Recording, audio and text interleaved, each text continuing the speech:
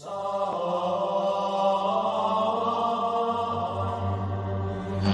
you will know my name is the Lord. I am God.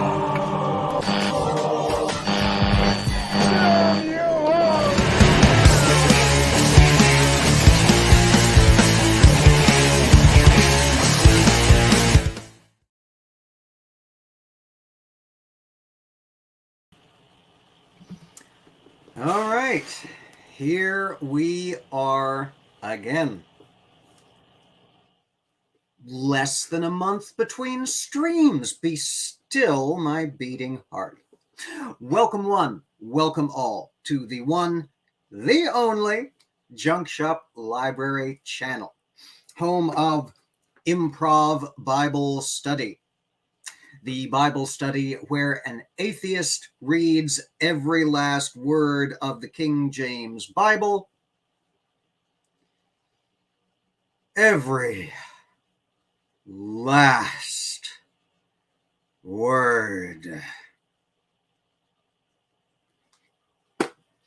Thank you so much for joining us. It's Angie Dell in the chat, one of the longest supporters of the channel. Thank you so much for coming by. All right. We're almost done with the Old Testament. It's only taken us 3 years. We're going to be finishing Zechariah today and then stopping, because while we probably could tack on Malachi, I personally feel like the last book deserves its own stream. Before we get into anything, a couple of quick announcements, disclaimers. Y'all know how it goes. First of all, this channel is not, let me repeat and emphasize, not for children. A, because I swear, and B, because it's the Bible, which is not for children. There's a lot of not family-friendly stuff in the good book. Not good stuff in the good. None of it scripted. Second, thank you so much to all of my wonderful patrons who have joined over the years at patreon.com/JunkshopLibrary. Patreon is currently inactive, given the startling regularity with which I am now known to put out content. I'm trying to make a more deliberate and concerted attempt to remember to pause billing cycles. January billing has been paused and will not be turned back on. We'll see how things go once we get into the New Testament. But for today, we're going to be tackling the last handful of chapters of the book of the prophet Zechariah, who, as far as we've been able to divine, was left in this spectacularly uneven anthology, largely because of one verse that Jesus took it upon himself to reenact on Palm Sunday, which, in fairness, is better justification than we've been able to find for most of the minor prophets, because they suck. All right. Well, I feel like there was something else I was supposed to announce or prognosticate or some such thing. Don't know what it is. If it's important, I'm going to have to assume it'll come to me. So,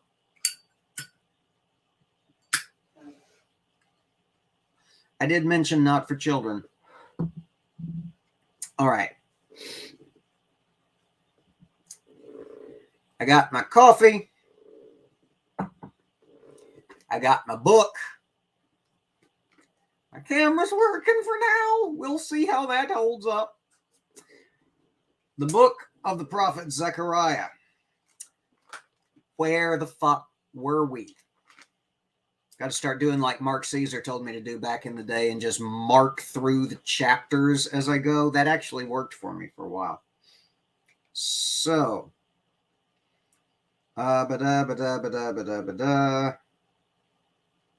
okay, I remember we did 8. We did 9, the prophecy of the smiting of all of the greatest hits. Ashkelon's gonna take it. Gaza's gonna get smote. Ekron and Ashkelon and Gaza again.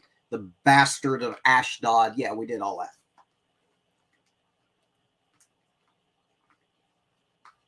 Yes, so we turn now to the 10th chapter of the book of the prophet Zechariah. Ask ye of the Lord rain in the time of the latter rain.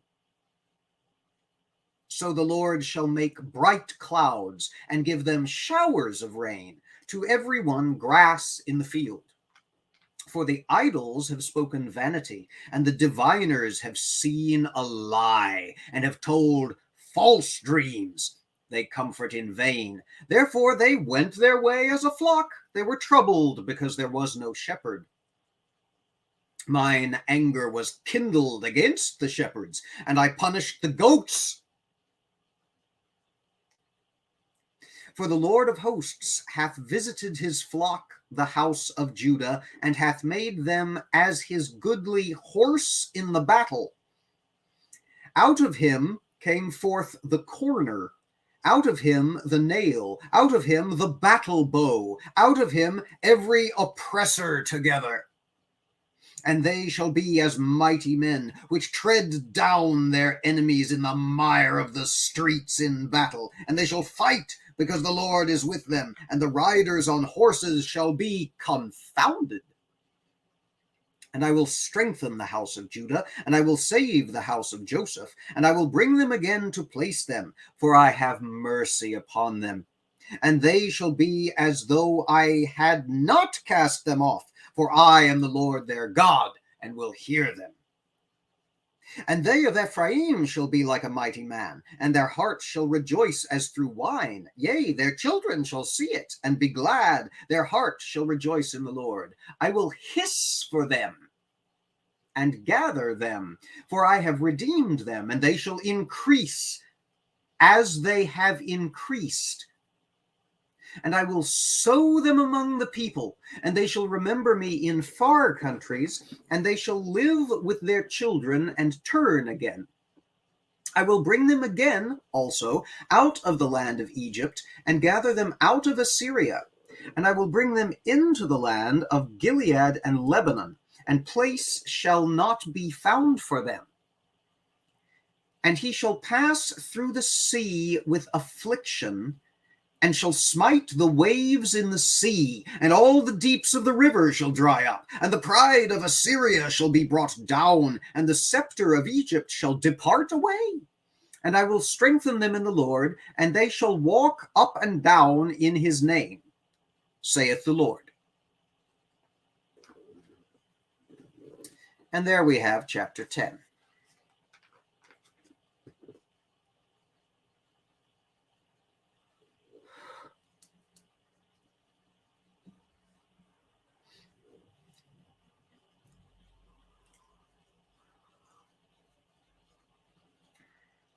It's just coffee.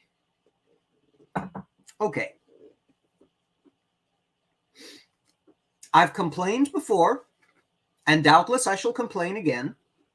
Only today, because we're going to finish old Zech today, about the wildly uneven nature of the book of the prophet Zechariah. So far, we have had messenger horses in 2 different visions, Satan saying nothing, strip naked high priests, rocks with eyes and words written on, prophecies of the downfall of nation states that have already downfalled earlier in the book.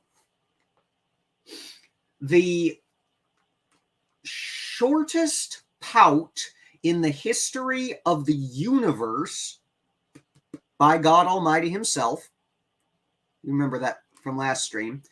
And now God's going to bring rain during the rainy season.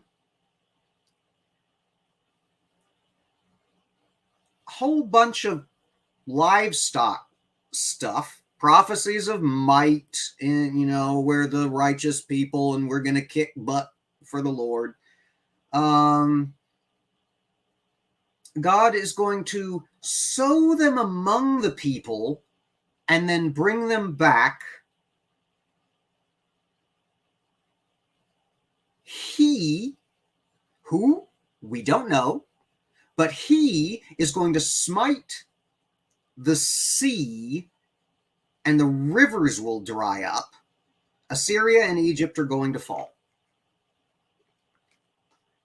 It's like somebody just,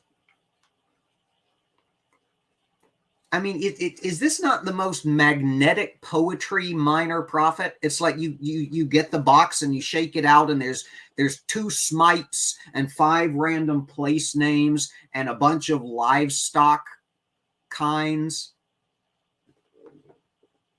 And Zechariah. Now, having said that, if there's a better one-sentence description of the personality and behavior of the God of the Bible in the Bible, we have not encountered it yet.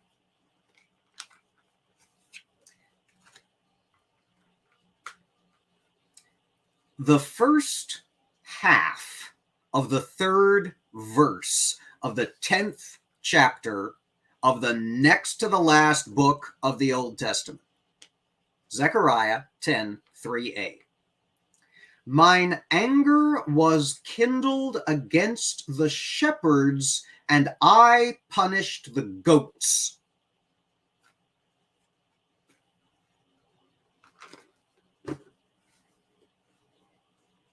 All right, y'all. We've talked before many, many times over the course of the 3 years we've been running on here. We've talked before many, many times about the misplaced priorities of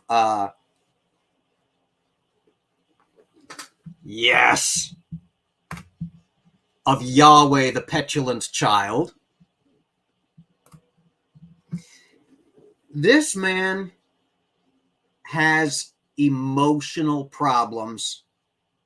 It's like that tweet format that was going around a while back. Men will literally XYZ rather than go to therapy.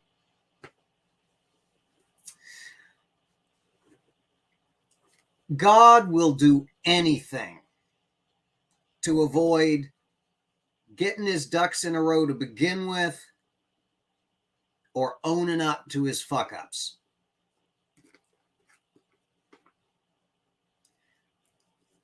He got mad at the shepherds and punished the flocks. That is, if that is not just Yahweh in a nutshell, I don't know what to tell you. The sins of the father, y'all. Mad at the shepherds and punished the goats. Come on. Yeah.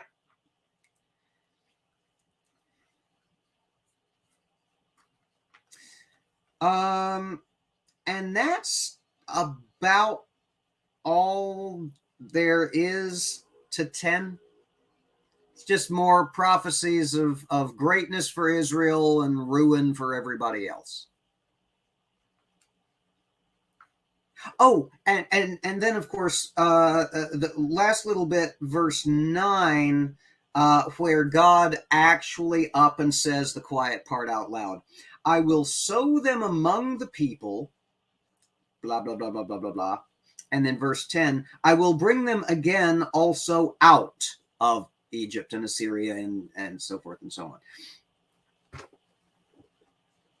Scatter abroad, gather back up. Hive Science has entered the chat. Girl, good to see you. Sow them abroad, gather them back. To Jerusalem? Nope. To Gilead and Lebanon.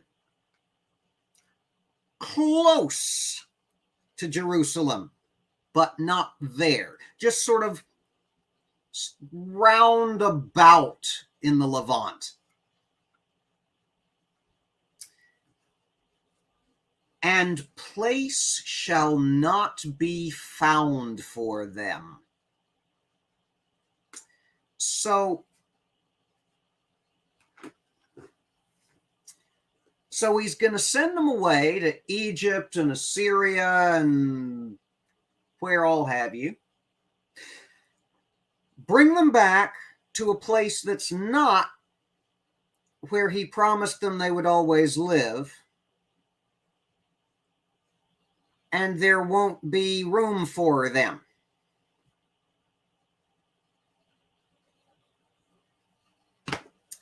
Maybe he should have punished the shepherds, since he was mad at the shepherds. This makes no sense. None. It makes no sense. And it doesn't feel like a weird translation moment. It just feels like bad writing and a dumb character.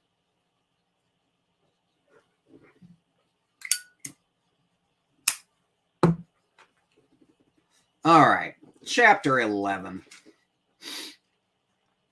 Open thy doors, O Lebanon, that the fire may devour thy cedars. Howl, fir tree, for the cedar is fallen, because the mighty are spoiled. Howl, O ye oaks of Bashan, for the forest of the vintage is come down.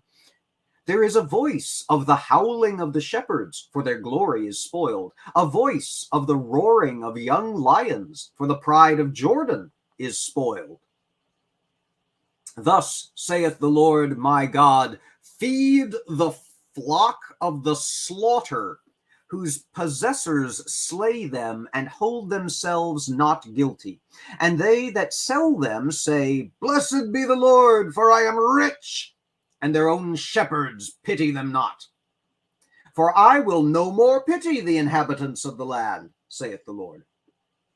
But lo, I will deliver the men, every one, into his neighbor's hand, and into the hand of his king, and they shall smite the land, and out of their hand I will not deliver them. And I will feed the flock of slaughter, even you, O poor of the flock. And I took unto me 2 staves, the one I called Beauty, and the other I called Bands, and I fed the flock. 3 shepherds also I cut off in 1 month, and my soul loft them, and their soul also abhorred me. Then said I will not feed you. That dieth, let it die. And that is to be cut off, let it be cut off. And let the rest eat every one the flesh of another. And I took my staff, even Beauty, and cut it asunder, that I might break my covenant which I had made with the people. And it was broken in that day. And so the poor of the flock that waited upon me knew that it was the word of the Lord. And I said unto them, If ye think good, give me my price, and if not, forbear. So they weighed for my price 30 pieces of silver. And the Lord said unto me, Cast it unto the potter, a goodly price that I was prized at of them. And I took the 30 pieces of silver and cast them to the potter in the house of the Lord. Then I cut asunder mine other staff, even bands, that I might break the brotherhood between Judah and Israel. And the Lord said unto me, Take unto thee yet the instruments of a foolish shepherd. For lo, I will raise up a shepherd in the land, which shall not visit those that be cut off, neither shall seek the young one, nor heal that that is broken, nor feed that that standeth still. But he shall eat the flesh of the fat, and tear their claws in pieces. Woe to the idle shepherd that leaveth the flock. The sword shall be upon his arm, and upon his right eye. Even his arm shall be clean dried up, and his right eye shall be utterly darkened. There we have chapter 11.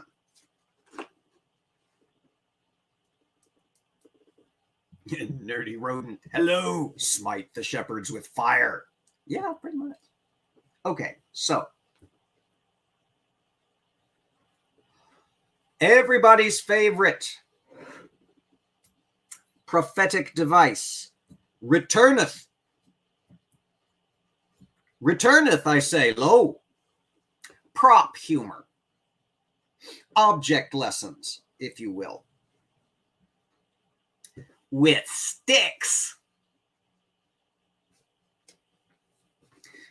So it takes a little while to figure out, because normally in Yahweh prophet speak, when you're going to do a weird object lesson thing, the word of the Lord comes unto you in a dream and says, Go and fetch the 2 staves and name one of them, what was it, Grace?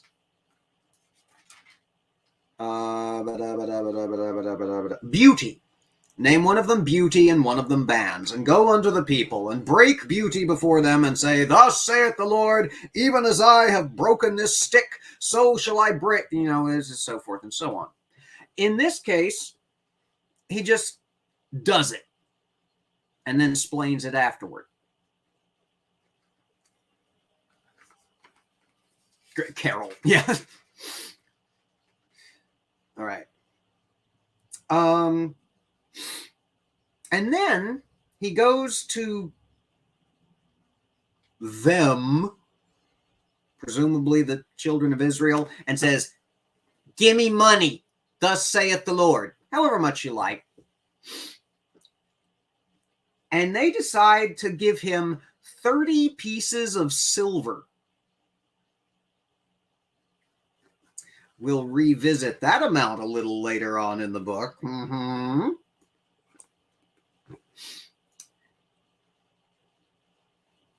And the Lord says, okay, you've got 30 pieces of silver, which was a nice little chunk of change in this day and age. Go give it to the potter in the temple. And he does. And then he busts up the other stick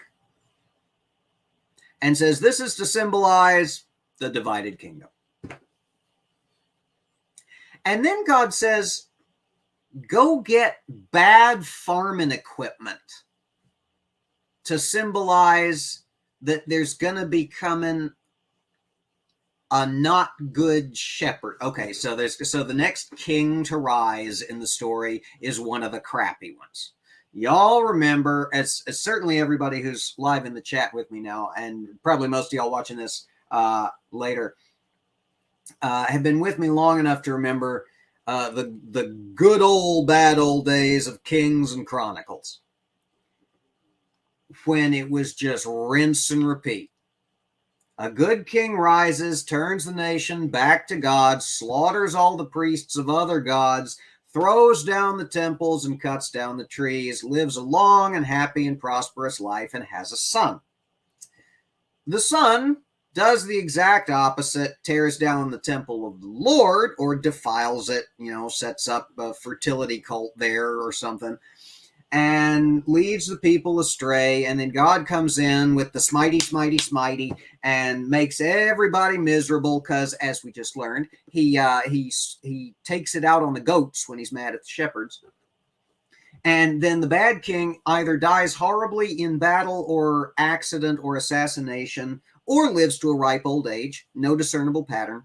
And then his son rises to power in his stead, and with a couple of exceptions where Junior was worse than Junior Senior, Junior then turns back to the Lord, and the cycle repeats again. So apparently this is during the reign of a good king, because, there's rain during the rainy season, and he's given up on the fasting holidays and turned them into feasting ones anyway, and there's enough food in the land to sustain that. And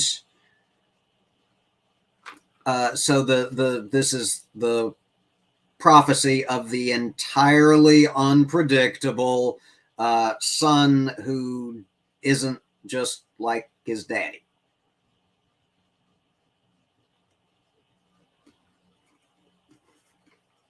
Oh, and the next king, he's going to get his arm cut clean off.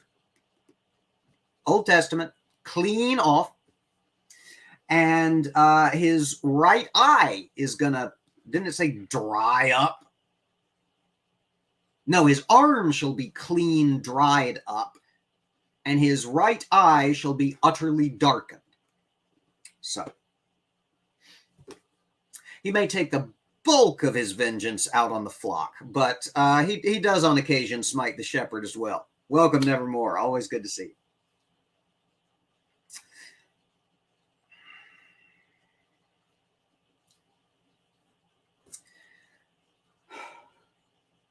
I don't know. As prop-based prophecy stuff goes, it doesn't make the leaderboard. Breaking 2 sticks, and it's not up there. Ezekiel had to go buy a fresh pair of drawers, go bury them under a rock next to the river for a year, then come back and walk around in nothing but his new drawers that are dirty now after being buried in a rock under a year, act all surprised, and explain to people that you've got to take care of things if you want them to stay nice and usable. Zechariah had to break 2 sticks and give some money to a clay maker.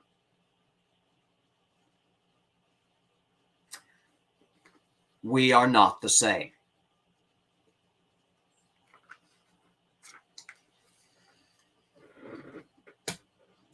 I stand by what I said last time. You could have harvested out the couple of verses you needed to prop up the Palm Sunday narrative.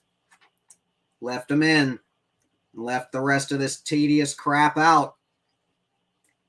It is the one, the only, Amiga Nuts. Lovely to see you as ever. Welcome, welcome, an old friend of the channel. All right, chapter 12.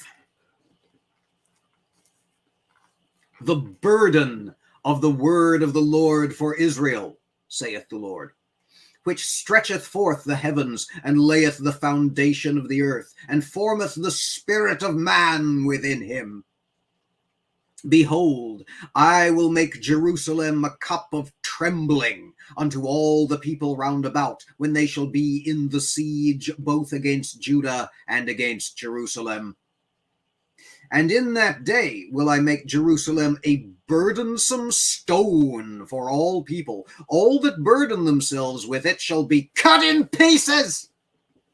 though all the people of the earth be gathered together against it. In that day, saith the Lord, I will smite every horse with astonishment, and his rider with madness, and I will open mine eye upon the house of Judah, and will smite every horse of the people with blindness.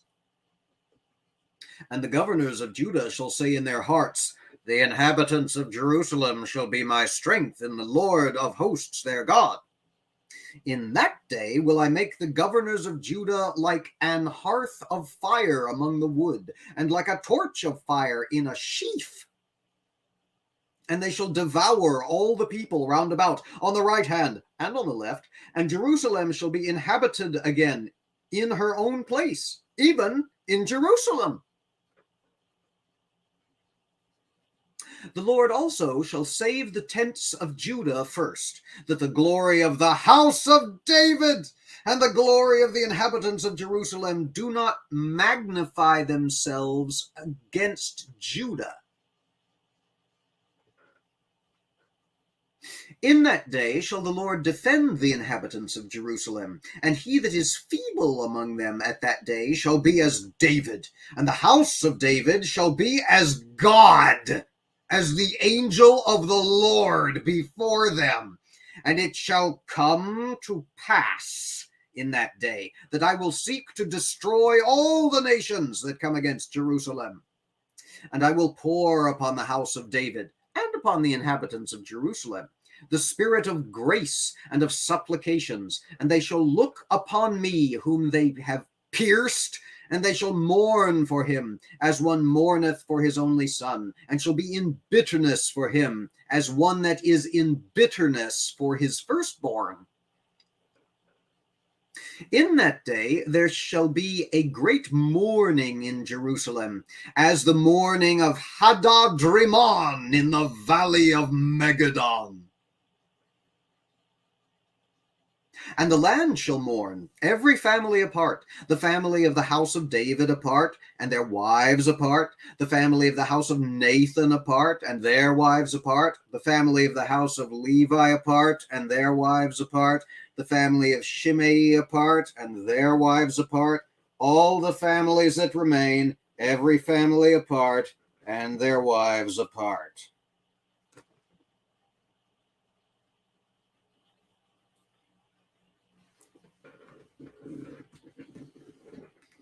The more things change, the more they stay the same.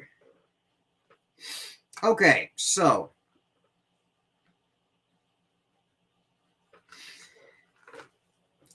chapter 12.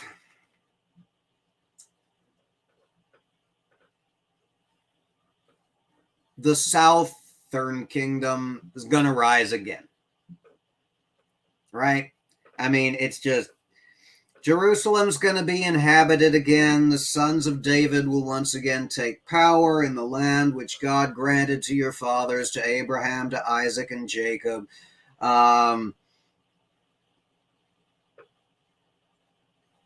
Surprise guest appearance by the descendants of David's old boyfriend.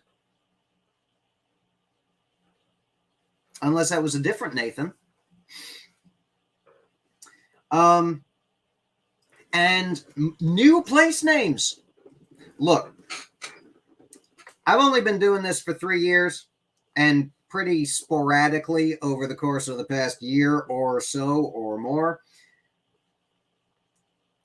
But I've done my time with this book. And I have absolutely no memory of any mention whatsoever of Hadad-Rimon in the valley of Megiddon. It sounds made up. Okay? It sounds like mock Bible terminology from some discount ABC primetime supernatural ripoff that ran for a season and a half in about 2009.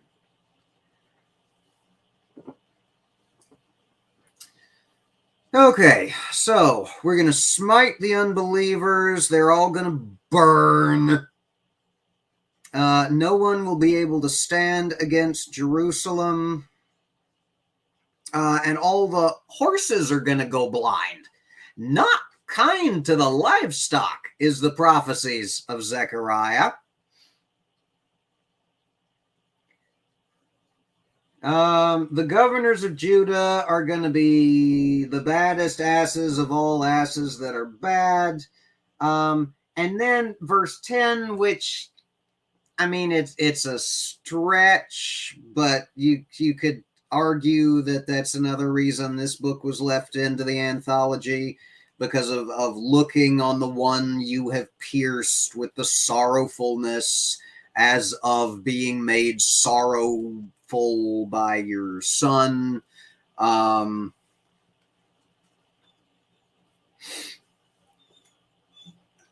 So Jesus-ish, Jesus light, caffeine-free diet Jesus. I don't know. Harmonica Man, yo, it has been a minute. Good to see you.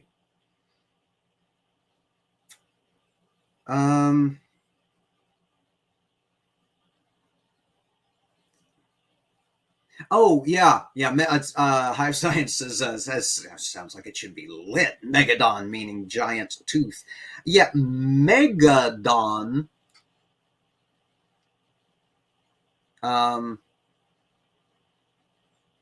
Latin would be giant tooth, but this is Megadon. Megiddon.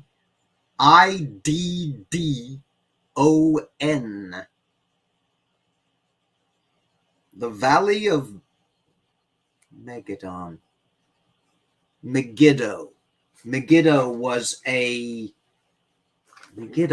place. Megiddo is a place name we know from Judges. I want to say, please be in here. Thank you, Lone Wanderer. Megiddo, have to illuminate malignity, mediate meditation, meek meat, member. Nope. Megiddo.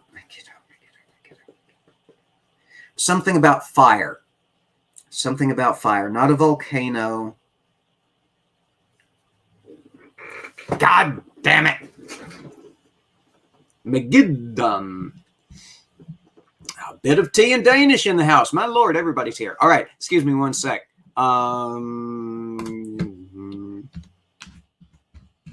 Megiddo. Wikipedia says Tel Megiddo of Megiddo in northern Israel near Kibbutz Megiddo. Known for its historical, geographical, and theological importance, especially under its Greek name of Armageddon. During the Bronze Age, Megiddo was an important Canaanite city-state. During the Iron Age, a royal city in the Kingdom of Israel. It's a World Heritage Site, Megiddo National Park.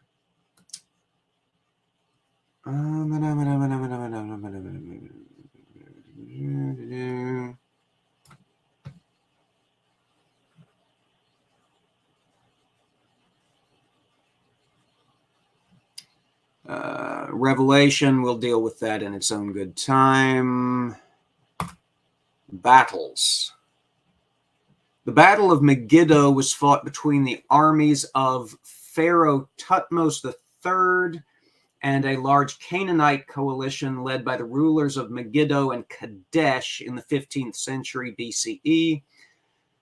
There's another Battle of Megiddo in 609 BCE between Pharaoh Necho II and the Kingdom of Judah, in which King Josiah fell.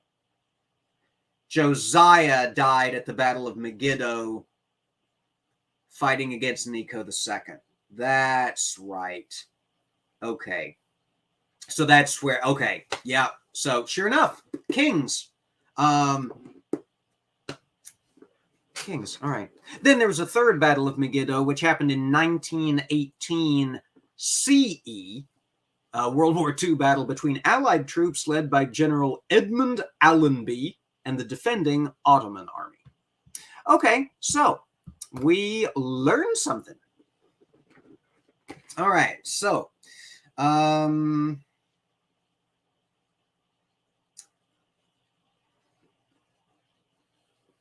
yeah, okay. So that, all right, so that at least got that would have bothered me. It was like the Valley of Megiddo. Why do I know that? Why do I know that? Well, that's where Josiah died. Josiah was the one. Josiah was one of the bad ones. He reintroduced, I want to say, Moloch worship, like one of the big honking "these doth the Lord hates." All right, and so there'll be great mourning in Jerusalem, as there was mourning back in the days of the death of Josiah. Okay, but historical bullet points aside, Israel's going to become a kick butt war nation again, and God's going to give them all their lances back and make everybody's horses blind. All the horses of all the nations, mind you, presumably including those of Israel, or maybe they're going to be using, I don't know, hippos. I don't know. I don't know. I don't know why I'm trying to make up stupid shit when there's so much stupid shit in this book already. 13. In that day there shall be a fountain opened to the house of David and to the inhabitants of Jerusalem for sin and for uncleanness. And it shall come to pass in that day, saith the Lord of hosts, that I will cut off the names of the idols out of the land. They shall be no more remembered. And also I will cause the prophets and the unclean spirit to pass out of the land. And it shall come to pass that when any shall yet prophesy, then his father and his mother that begat him shall say unto him, Thou shalt not live, for thou speakest lies in the name of the Lord. And his father and his mother that begat him shall thrust him through when he prophesieth. And it shall come to pass in that day that the prophets shall be ashamed, every one, of his vision when he hath prophesied. Neither shall they wear a rough garment to deceive. But he shall say, I am no prophet, I am an husbandman, for man taught me to keep cattle from my youth. And one shall say unto him, What are these wounds in thine hands? Then he shall answer, Those with which I was wounded in the house of my friends. Awake, O sword, against my shepherd, and against the man that is thy fellow, saith the Lord of hosts. Smite the shepherd, and the sheep shall be scattered, and I will turn mine hand upon the little ones. And it shall come to pass that in all the land, saith the Lord, 2 parts therein shall be cut off and die, but the third shall be left therein. And I will bring the third part through the fire, and will refine them as silver is refined, and I will try them as gold is tried. They shall call on my name, and I will hear them. I will say, It is my people. And they shall say, The Lord is my God. And there we have chapter 13. Holy Mary, Mother of God. Okay. So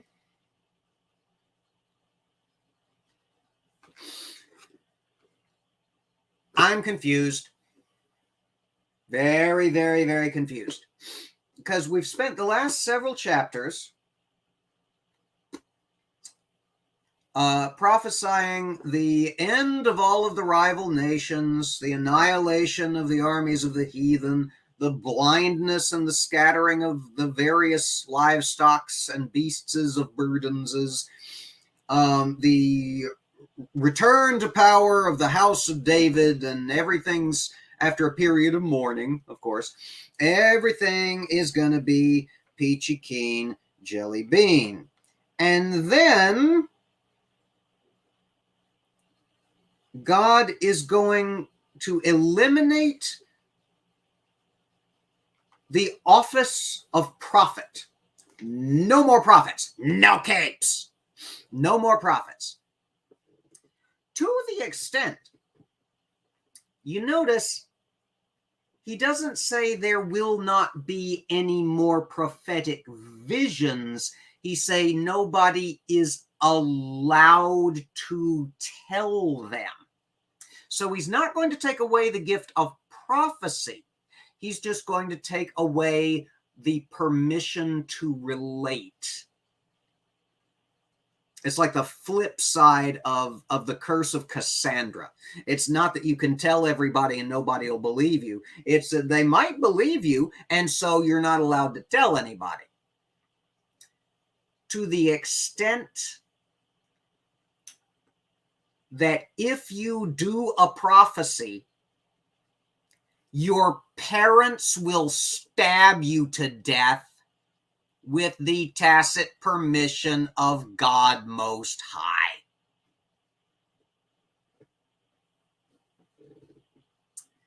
I did not see this coming. Some of Zechariah, I have said before, I will doubtless say again, some of Zechariah has been absolutely shocking in its predictability. You know, greatest hits of the prophetic art form. But what I did not have on my bingo card was,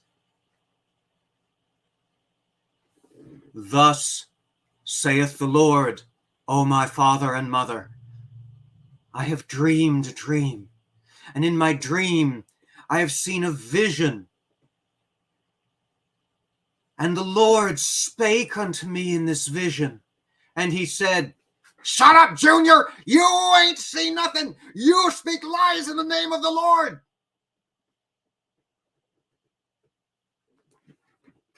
I'll murderize you!"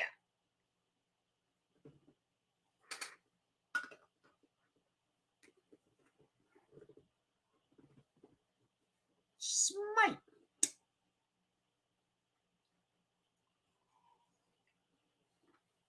Now, mind you, he chases the unclean spirit out of the land as well.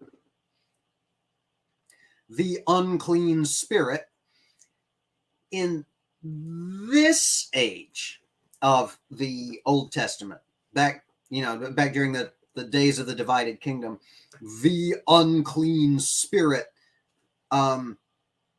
is very much a thing. It's not just, the spirit that makes you afraid. It's not just bad vibes or the phenomenon that is demons out in the world. Pardon me.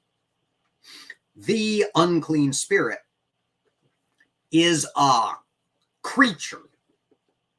It is an entity that lives in the desert, like the real desert, not like just sort of the crappy desert that surrounds Jerusalem, but like the wastes, the horrible, burning, godforsaken, Joshua trees can't live there. There's no ants, like just those horrible,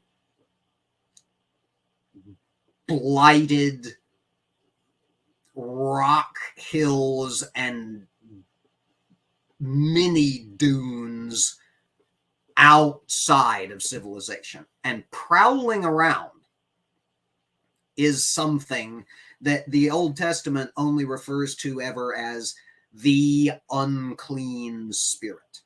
Just this sort of personification of savagery and defilement and all that is blechi, that lives beyond the reach of civilization and outside the might of the Lord. It's where the scapegoat comes from. And, some rinky-dink little procedural knowledge from back in either Leviticus or Deuteronomy, where I think it's once a year, you take a goat and you transfer all of the sins of the nation into the goat, and then you chase the goat out into the wilderness for the unclean spirit to eat. It's a handy way of disposing of your people's sin. You feed it to something that's so hopelessly unclean already that it literally cannot be named. There's no name for it in the book. And B, there's sort of a flavor to the subtext that says it sort of satiates that and keeps it in the wastes so that it doesn't come creepsy and tricksy and catch us, my precious.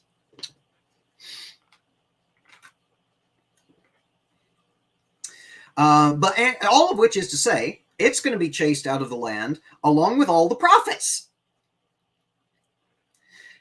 So it's not that you're still going to have, bad visions from good prophets or warring prophecies. You remember that from a couple of books ago?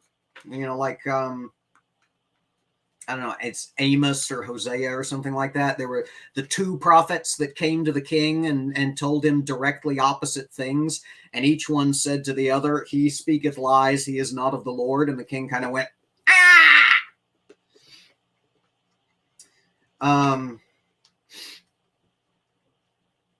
So there's still going to be prophecies from the Lord, but relating them is going to be a stabbing offense.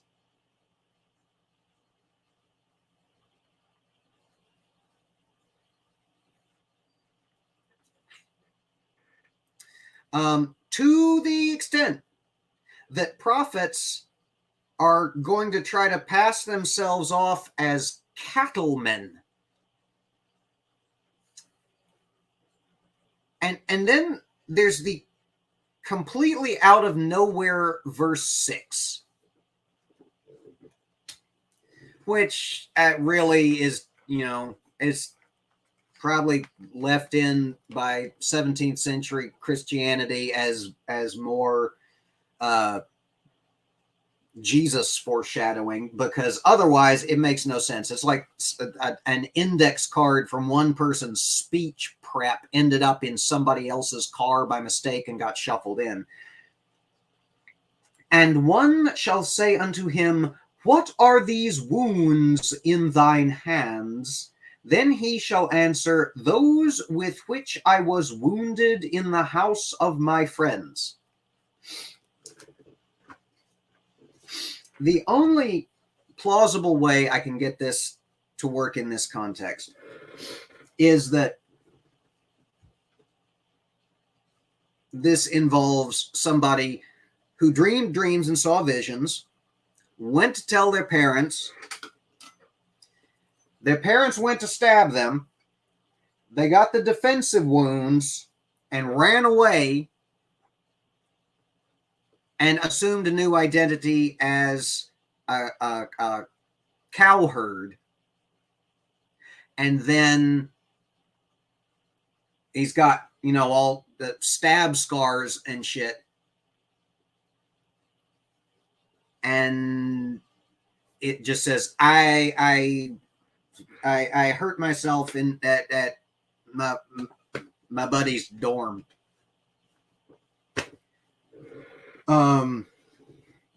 God needs to make up his damn mind. I have not seen anybody change their mind so much, so fast, about so much in such a short amount of time. Hey, Ox, man, it has been a minute. Good to see you. Because, I mean, he's all over the damn place. It's I'm going to desert my people and never speak to them again and harden my heart and stop my ears to their prayers. And then I'm going to turn back to them and give them rain in the rainy season. And there's going to be feasting holidays where once there were fasting holidays, and I'm going to raise up the strong right hand of the house of David in the throne of power in Jerusalem yet once more, and there's going to be no more words allowed from me to the people, and all the prophets are going to be stabbed, and the unclean spirit will be driven away, and the other empires will fall, and you will go to war against the other empires, and you're going to be besieged by the entire world, and it won't make no difference because you will be a cumbersome stone. And your prophets are all going to go into witness protection as cow husbandry folks.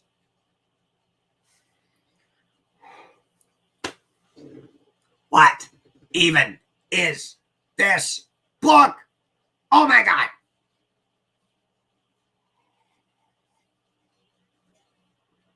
I've had a lot of coffee.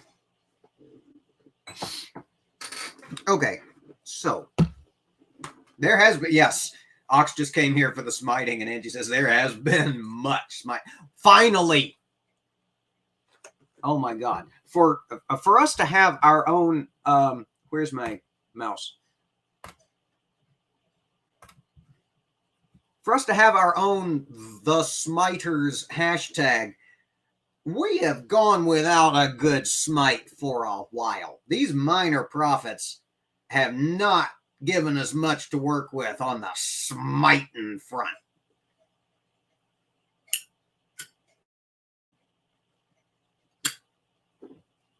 All right. So, who wants to place bets?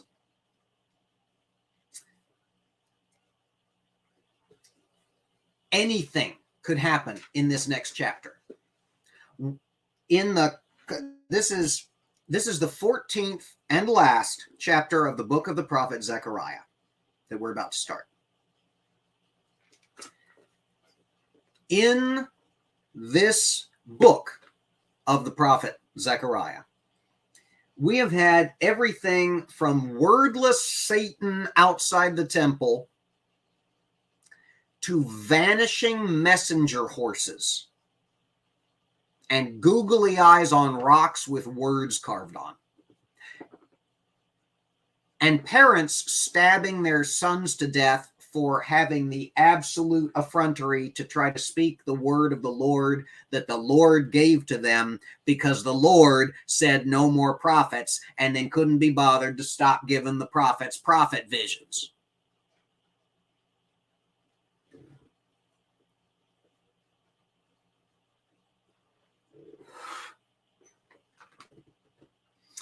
All right. One more chapter. 14. Behold, the day of the Lord cometh, and thy spoil shall be divided in the midst of thee. For I will gather all nations against Jerusalem to battle, and the city shall be taken, and the houses rifled, and the women ravished. And half of the city shall go forth into captivity, and the residue of the people shall not be cut off from the city. Then shall the Lord go forth and fight against those nations, as when he fought in the day of battle. And his feet shall stand in that day upon the Mount of Olives, which is before Jerusalem on the east. And the Mount of Olives shall cleave in the midst thereof toward the east and toward the west. And there shall be a very great valley. And half of the mountain shall remove toward the north, and half of it toward the south. And ye shall flee to the valley of the mountains, for the valley of the mountains shall reach unto Azal. Yea, ye shall flee, like as ye fled from before the earthquake in the days of Uzziah, king of Judah. And the Lord my God shall come, and all the saints with thee. And it shall come to pass in that day that the light shall not be clear nor dark, but it shall be one day which shall be known to the Lord, not day nor night, but it shall come to pass that at evening time it shall be light. And it shall be in that day that living waters shall go out from Jerusalem, half of them toward the former sea, and half of them toward the hinder sea. In summer and in winter shall it be. And the Lord shall be king over all the earth. In that day there shall be one Lord, and his name one. All the land shall be turned as a plain from Geba to Rimmon, south of Jerusalem, and it shall be lifted up and inhabited in her place, from Benjamin's gate unto the place of the first gate, unto the corner gate, and from the tower of Hananeel unto the king's wine presses. And men shall dwell in it, and there shall be no more utter destruction, but Jerusalem shall be safely inhabited. And this shall be the plague wherewith the Lord will smite all the people that have fought against Jerusalem. Their flesh shall consume away while they stand upon their feet, and their eyes shall consume away in their holes, and their tongue shall consume away in their mouth. And it shall come to pass in that day that a great tumult from the Lord shall be upon them, and they shall lay every one. Try that again. Verse 13. And it shall come to pass in that day that a great tumult from the Lord shall be among them, and they shall lay hold every one on the hand of his neighbor, and his hand shall rise up against the hand of his neighbor. And Judah also shall fight at Jerusalem, and the wealth of all the heathen round about shall be gathered together, gold and silver and apparel in great abundance.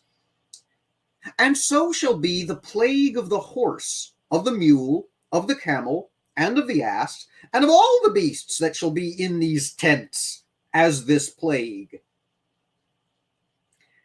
And it shall come to pass that every one that is left of all the nations which came against Jerusalem shall even go up from year to year to worship the King, the Lord of hosts, and to keep the Feast of Tabernacles.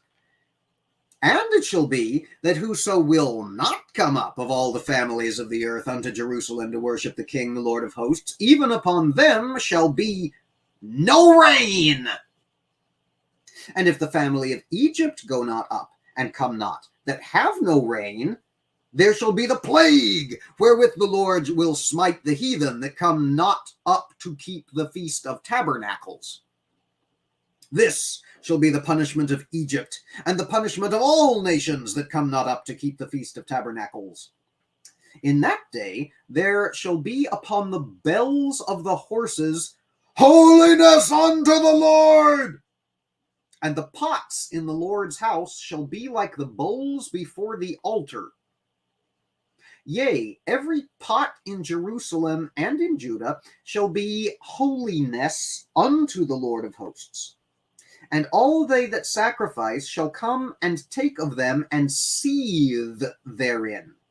And in that day there shall be no more the Canaanite in the house of the Lord of hosts.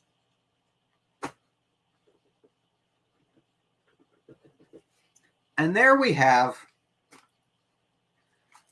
chapter 14th and last of the book of the prophet Zechariah.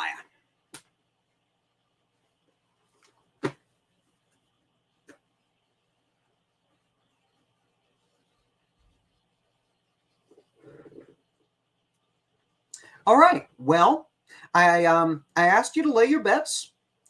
Who put their money on tongue liquefying disease? I mean, we knew going in, anything could happen. It's like putting on a Charles Band film or buying a blind bag of Chuck Tingle paperbacks. You could get anything. But my Lord, liquefying tongues and rotting flesh, and a day that is neither day nor night. It will be light in the evening, but it will not be day because it is evening.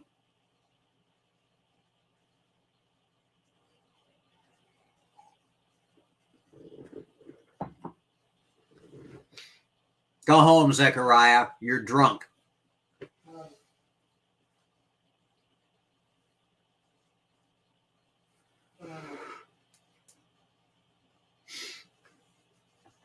And then he prophesies the reinstitution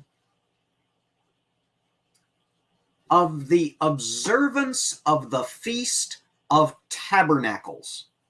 You may also know it as the Feast of Booths. If memory serves, it's one of these rinky-dink little Old Testament holidays. This one, I think, is to commemorate the completion of the temple in Jerusalem, which to commemorate, everybody made a tent, not their tent and not their house, but another smaller tent, a mini-me tent, and lived in it for a week. Build me an house, and when you are done, build you an house, but a little one. And everybody's going to start doing that again, because apparently it just sort of fell out of favor, as, you know, rinky-dink little holidays tend to do. And everybody that won't is going to get no rain. And then you can almost tell that Zechariah had somebody lean in the door of his writing room and say, hey, but what about countries that don't get no rain to begin with? And Zechariah says, they're going to get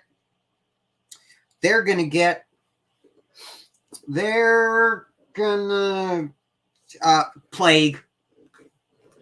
It'll be bad. It'll be bad, regardless. Everybody going to get smoked. It's going to be like the good old days. There's just going to be smiting right, left, sideways, upstairs, downstairs, and in my lady's chamber, by God. And also migrating mountains that spin. I love it when this goes bananas. There are few books I've ever read that can be as deathly almighty dull as this one. But also, I can't really think of anyone that has been periodically as gloriously, blindly, deliriously, and deliberately batshit. Okay, so in the day of the wrath of the Lord, when God's mad at Israel and gets them all smote and murdered and deported and war crimed, if you're a woman, remember, big book of war crimes and outdated regulations. We're bringing all the greatest hits back to the fore, apparently, on our way out the door. And then God's going to go stand with his feet, like you do. Even God Almighty in his heaven has to stand on his own feet. He feels it necessary to spell it out. Okay, so God's going to stand with his feet on the Mount of Olives, which is outside of Jerusalem, to the north. He finds it necessary to say, as though he weren't writing in Jerusalem for Jerusalemites. It's like you can see it. Like you just go up on the wall and it's, the Mount of Olives is kind of a generous, calling it a mount is kind of a generous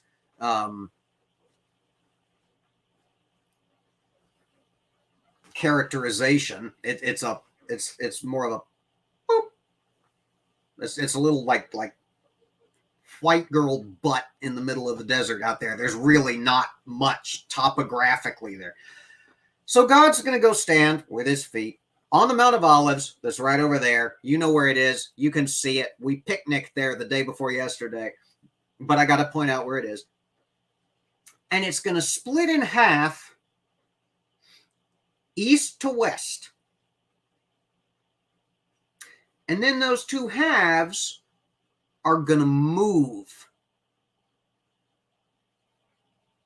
north and south, leaving a valley in between. Wouldn't have done to just split in half east to west, leaving a valley in between. No! Split in half, east to west, and move north to south to leave a valley going this way. Because this way won't do. And everybody's going to run for the valley. Not run for the hills, but run for the valley. Because, that makes strategic sense when you're being besieged by all nations. Like all of them. It's at verse 2. I will gather all nations against Jerusalem. And the mountain's going to split, and everybody's going to run into the valley like you ran from the earthquake back in the days of King Uzziah. And then we're going to have the weird atmospheric phenomenon. Not day, but not night. Light in the evening, which won't count as evening because it'll be light, and it's not light at evening, so it's not evening because it's light, despite the fact that it's evening because it's not day anymore. But it's not night because there's light.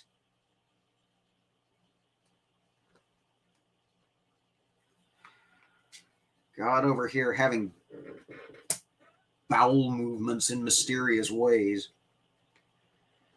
Okay, and then after the Mount of Olives has split in half and gone walkabout, Jerusalem is going to flood,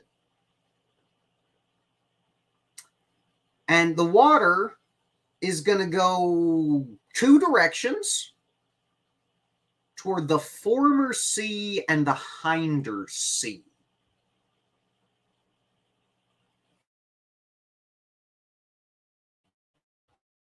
The way you're facing. Could mean the Sea of Galilee to the north and the Dead Sea to the south. Or the Sea of the Dead Sea to the south and the Mediterranean Sea to the east. Given that the Mediterranean Sea is just far enough away from Jerusalem that it's almost never mentioned in ancient documents, except as the place the Philistines came out of, because they were boat people. we're probably talking about north to the Sea of Galilee, south to the Dead Sea. So Jerusalem's going to spring up with living waters. Living waters is Old Testament for spring water as opposed to calm water. Benefits of a classical education. And then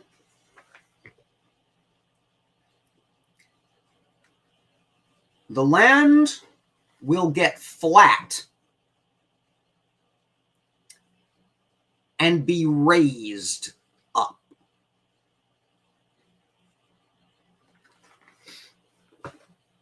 Got a perfectly good hill. Going to split it in half. Going to move it to make a valley that runs this way rather than this way. Then going to flood the whole area, but only north to south. Then we're going to make everything flat. The low area is high, the high area is low. And once it's all at a level, we're going to make it all high and flat. Starting to think somebody else a little high and flat, Mr. Zechariah. And people will live there.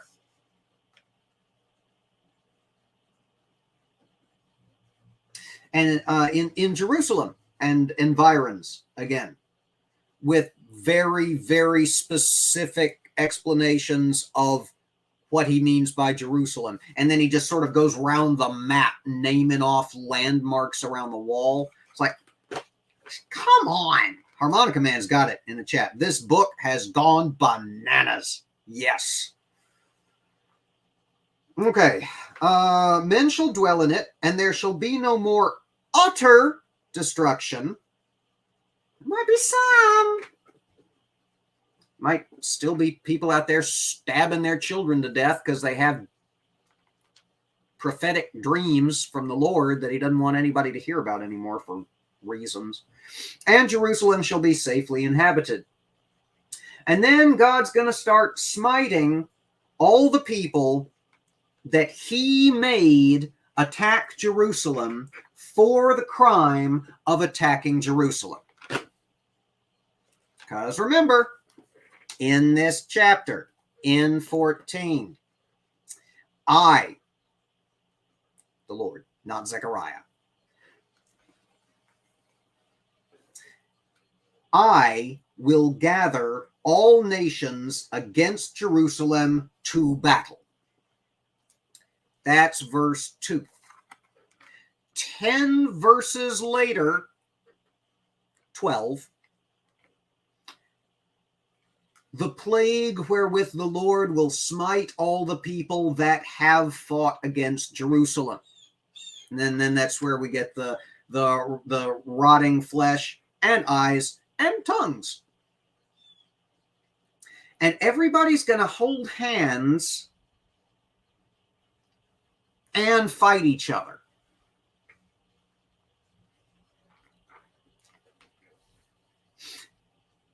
And then all of the heathens' stuff is going to end up at Jerusalem. Their gold, their silver, and apparel in great abundance. And then we're going to smite with plague the livestock. Again, Zechariah got some serious zoophobia come on. So far, in today's stream alone, which has only been like 3 chapters, in today's stream alone, we have taken out the vengeance of the Lord on goats and horses and I feel like something else. But now we smite the horse, the mule, the camel, the ass, and all the beasts that shall be in these tents with the same plague. The flesh consume away, the eyes consume away, and the tongue consume away. What kind of beasts have people got in their tents that's not covered by horse, mule, camel, and ass? There's people keeping fucking scorpions and sand crickets. I don't fucking know. So all of the heathen are going to get smote for the crime of doing what God told them to. And their livestock are going to get smote for the crime of being the property of the people who did what God told them to. And then everybody that's left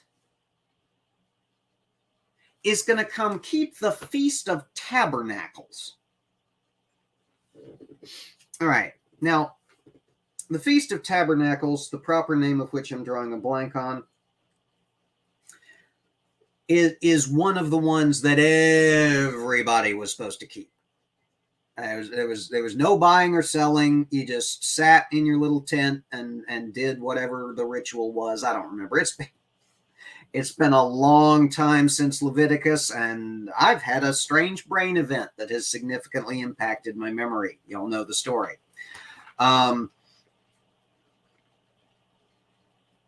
So everybody's going to come to Jerusalem to keep the tabernacles. And anybody who's not doesn't get any rain. And if Egypt decides not to, they'll get plague instead of no rain, because they don't get rain to begin with. And then he rounds out talking about pots and bowls in all the land becoming as holy as the sanctified priest bowls in the temple that are only supposed to be used for priestly sacrificey reasons and purposes.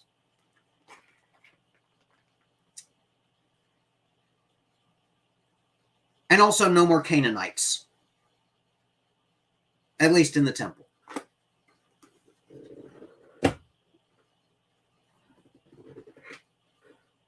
Y'all, what the fuck?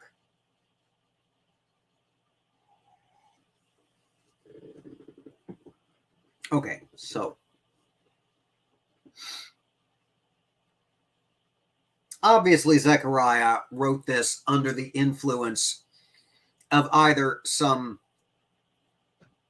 powerful substances or severe psychological problems.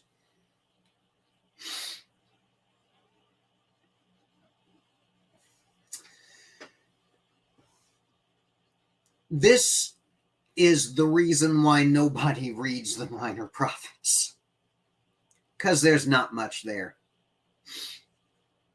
Even I, trying to stretch logic as far as it will go and give the benefit of the doubt as much as I can for trying to figure out why this book would have been included in its entirety in this compilation. I've only been able to come up with the most tenuous of support for Jesus reasons.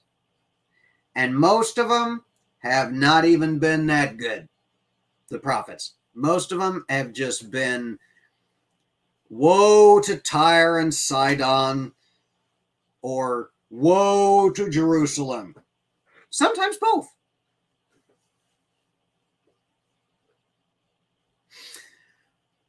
Okay, well,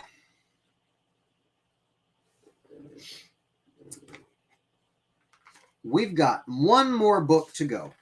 The book of the prophet Malachi. All 4 chapters of it. We'll be doing that on the next stream, which I'll want to do soon, because I do at least want to get through the birth narrative in Matthew during Advent, because it only makes sense.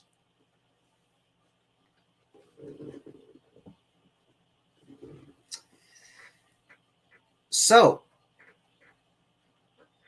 Zechariah. What did we learn on the show tonight, Craig? Not bloody much.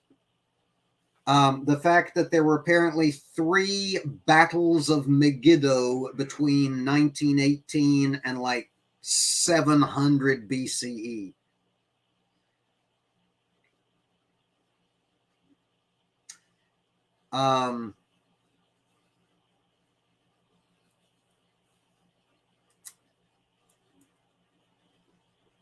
I do have to say, I now have a special place in my heart for the book of the prophet Zechariah because of that one sentence distillation of the personality of the Lord God of hosts, abounding in mercy and in steadfast love forever. I have grown wrathful with the shepherd, and I will smite the goat.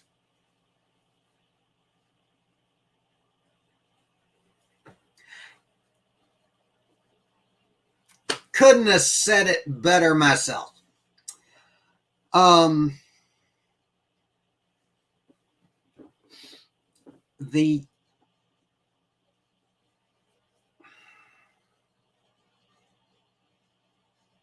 There's just so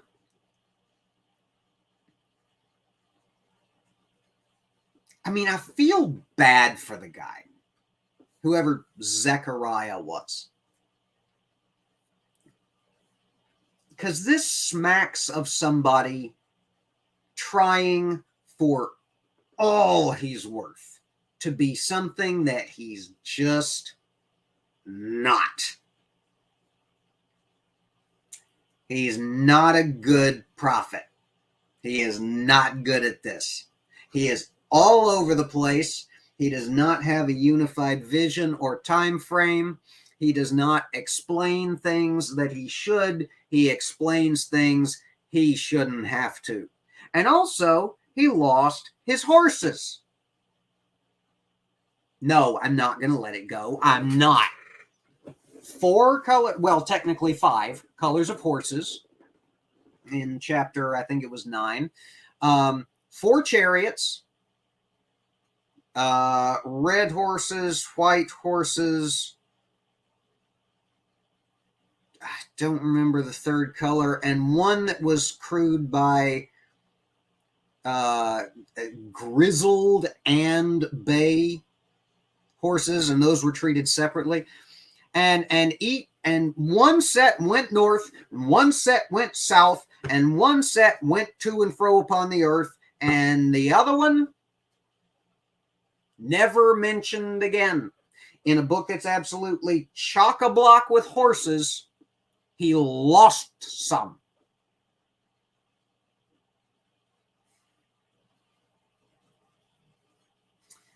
I do also want to thank the prophet Zechariah,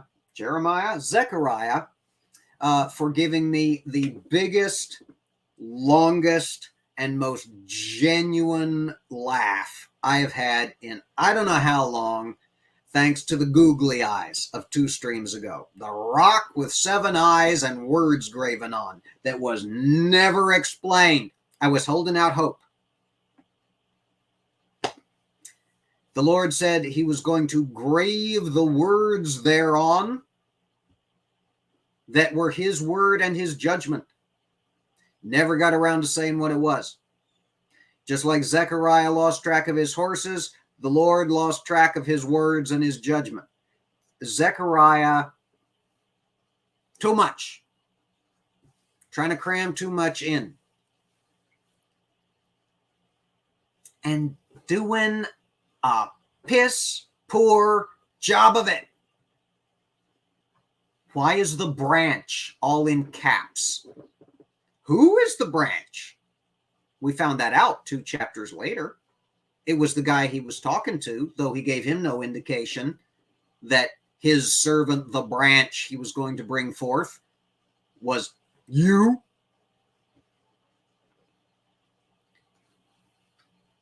I have no idea. I have no clue. It makes no sense. It's a minor prophet. who prophesies the end of people being able to prophesy, because they're going to get stabbed to death by their parents if they do in that day. What day? I don't know. It doesn't say. Just in that day. Sometime in the future. Sometime before the nations of the earth are brought together by the Lord against Jerusalem and then smote with tongue-rotting disease for the crime of being brought together by the Lord against Jerusalem.